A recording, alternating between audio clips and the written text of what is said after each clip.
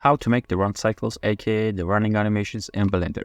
First, get Blender and also get the character rig. I use the BPS rig version 4 and the link will be in the description. You can use any other rig you want, and if you use the same principles, you can get a good animation as well. So let's start. First, select the character and then click on Control Tab to go to pose mode. Now, let's set a contact pose for our character. But before you do that, make sure to turn on auto keyframing over here and then go to keying and then select location and rotation, because that's all we're gonna need. So first select the right leg and then move it forward. I'm gonna turn off the snapping, so GY, apologies, and move it forward.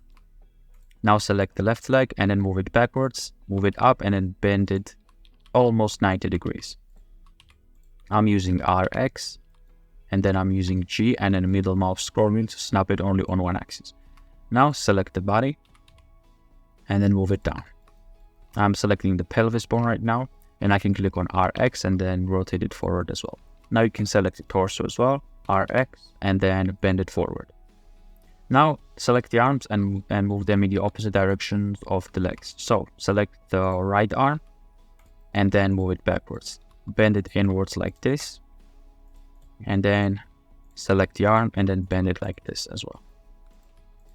Now do the opposite for the left hand and the left arm as well. So move them forward.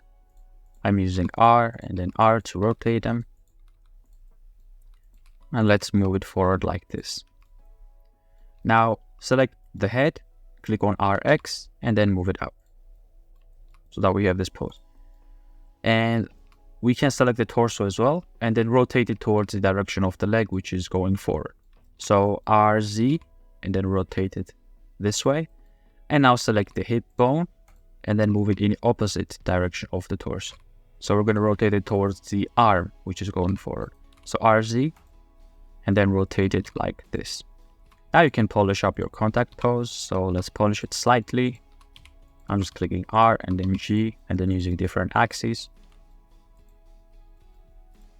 And now what we can do is select all the bones which we want to copy. So select both legs. In this case, we should select feet and then select the hands and arms. Select the whole body. So we need pelvis, torso, and hips. And we're going to select the head as well. And make sure they all have a keyframe. Even though we all set a keyframe for all of them, we can just press on I and set a keyframe for all of them. And then go to frame 0 and then left click and select this keyframe, which is this diamond shape. If the keyframe is not selected, it's going to be white. If you select it, it's going to be orange. Once we have the keyframe selected, click on Ctrl C to copy the keyframe. Go to frame 10 or whichever frame you want. And then click on Ctrl Shift V. And now we inserted a flipped pose. So if I go to my output settings, you can see that I'm using 30 FPS. So on 30 FPS, going on frame 10 will give us nice results of the running animations. But if you don't like the speed of the animations, you can always adjust them in Adobe Sheet or from here as well. So right now I'm going to adjust the head because I don't like this position. I'm going to move it up and then rotate it inwards. And I'm going to Control C. I'm only going to select the head. Click on Control C, go to frame 10 and Control Shift V to adjust it. Okay, now we have the two contact poses. Now we can go to frame 5 and then create an up pose. So select the body. So in this case, select the pelvis and then click on I. Just don't change it. Just hover over the 3D viewport and then press on I. And make sure you have a keyframe set for location and rotation. Now go backwards about on frame 3 and then click on GZ to move the body down. Or you can select this. You can press on T, bring out the side panel, and then use these gizmos. You can select move and then move the body up and down if that's easier for you. Now go on frame 7 or frame 8. I'm going to go on frame 7 and then again GZ and then this time move the body up instead of down. Now what we need to do is select the left leg. So the leg which is going from back to forward. We should select the left leg and then go on frame 5 and then move it up. So G and then I'm using my middle mouse scroll wheel, RX, and then just move it up and then rotate it out. Somewhere like this. Now select the right leg and then move it down and then move it backwards. But make sure it's not stretched all the way. Make sure there's still some slight bending left, and then RX, and then should be touching the ground slightly. Now go back again on frame 3 select the left leg, and then move it down. But make sure it's not touching the floor. So GZ, move it down somewhere over here so that it's not touching the floor. And then let's play back our animation and see what we have. Okay, we have this motion. Now what we need to do is go on frame 7 again. So frame 7 is where we moved our body up. And this is the position where our character is the highest. So we can select the legs and then move them apart, move them further apart. So I'm using just G and then RX, GZ, and then move it up. Make sure there's still some slight bending left. And then do the same for the right leg. Move it backwards, GZ, RX. And then we can move the body up again if we want to. And then if we play back our animation, we have this motion. Obviously, this is not the best animation, but I'm just showing you an example of what you can do. And then our character goes down, up, now at the highest, and then goes back down again. Now we have the first pose, and we can just copy this and paste the flipped pose. What we can do is select all the bones which we want to copy. So again, select both the legs, select the whole body. I'm just using Shift and then left click to select multiple bones at once. And then select the head as well, select the arms. And now there are two ways we can copy the keyframe. We can use Shift D or we can just use Control C and Control V. So let's use the Control C and Control V method. So go hover over your timeline and then press on A and make sure that all of your keyframes are selected. Make sure all of your keyframes are orange. Now click on go to frame 0 or whichever your starting frame might be set to 1. I have it set on 0. So go to your starting frame and then click on Control C to copy the pose. Now go on frame 10, which is the last frame, and then click on Control Shift V. Instead of Control V, we click on Control Shift V to insert the flipped pose. Now, if we play back our animation, we have this motion. We have one step and another step of the running animation. Now, another thing we must do before we use the root bone and move the character forward is select the contact poses of the feet and then make them linear so that we avoid sliding in the future. So, select the right leg on frame 0 and on frame 20. We have contact poses for the right leg. So here and then here.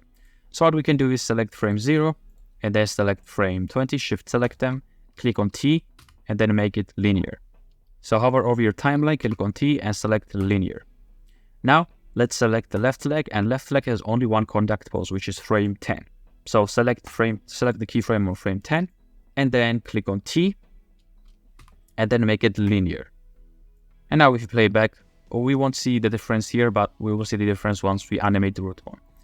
So you can polish your animation further if you want, but for the sake of this tutorial, I don't want to drag it too long, so I'm just going to keep this pose. I think it looks decent. So what we can do is copy this pose multiple times. So again, shift select every bone you want to copy, shift select the legs, shift select the body, shift select both hands and arms, shift select the head as well, and then go on frame 0 again, press on A to select everything, and now let's do the Shift D method. Shift D basically copies everything in Blender. So once we're on frame 0 and once we have everything selected, we can click on Shift D and then move our mouse, drag it on the right side, and you can see we have these newly created keyframes. So drag these newly created keyframes on top of the last keyframe. So on frame 20, drag them like this, and then if we play our animation, we just copied and pasted our keyframes. Now you can do this as many times as you want. So again, A to select everything, Shift D, move it forward, and then place it on top of frame 40, which is basically the last keyframe of the previous keyframes before we copy them. And then again, if we play our animation, we have this motion. Character runs in place. And now the last step is basically animating the root bone, and I'm going to show you how to do that as well. So my end frame is on 80, and then that's why the animation is looping and playing back and forth. So now what we can do is go to frame 0 and then select the root bone. The root bone for this rig is basically this huge square bone. If you're using a different rig, you might have a different looking root bone. So select the root bone, click on I to set a starting keyframe, go on frame 80 and then move it forward. Somewhere over here. Or move it wherever you want. And then if we play back, we're going to have this default easing in and out, which we don't want because we have a Bezier keyframe. So make sure both of your keyframes are selected, or you can select your first keyframe only, and then click on T, hover over your timeline, click on T, and then make this linear. And now if we play back our animation, we have this constant movement of our character going back and forward. Now I can turn off overlays using this, and then watch my animation. I can click on 3 or Control 3 to go to side view. And then we have this motion of our character running. To demonstrate this better, I can also go out of the pose mode, turn off auto keyframing, and Shift A and create a plane, scale it up, and then watch my character running. Make sure there is no sliding of the feet. There shouldn't be too much sliding because we set these keyframes to linear. We made the contact poses linear of the feet, and then it looks decent. And by the way, I'm going to upload this run cycle on Patreon. If you want to download it and use it in your own animations, feel free to visit Patreon. And if you become a member, you can download it and use it in your own animations.